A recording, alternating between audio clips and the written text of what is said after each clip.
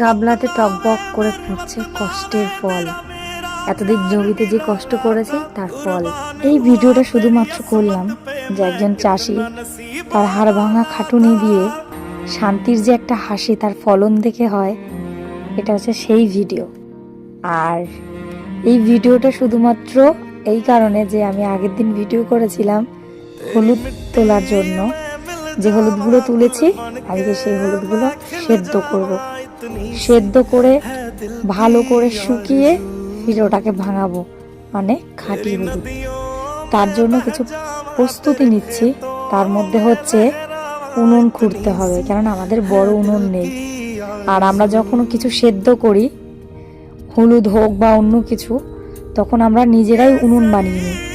দেখেছো তো কিভাবে উনুন বানিয়েছি? প্রথমে শাবল দিয়ে গোল করে, তারপরে খুঁচে খুঁচে মাটি, ফের উনুন বানিয়েছি। আর এরকম ভাবে ছোটবেলায় প্রচুর উনুন বানিয়েছি। আমার অভিজ্ঞতা আছে কেমন।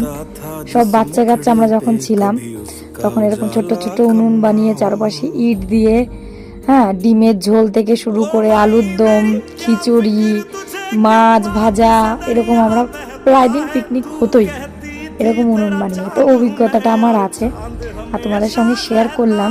আমাদের বাড়িতে উনুন আছে, নেই তা না, আসলে বড় উনুন প্রয়োজন।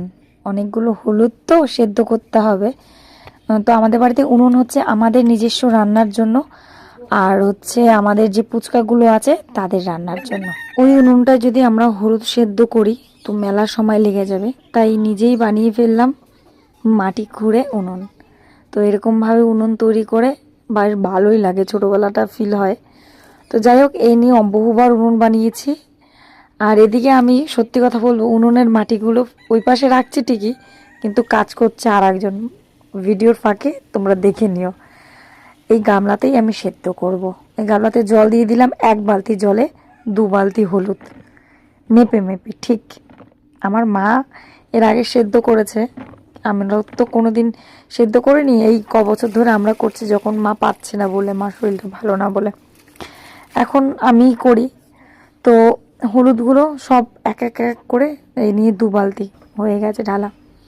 তার মাঝখানে আজকের দিনটা ছিল হোলি।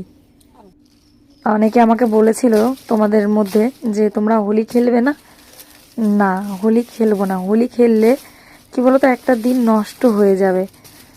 যেই সময়টা আমি একটা কাজ করতে পারবো সেই সময়টা নষ্ট হয়ে যাবে।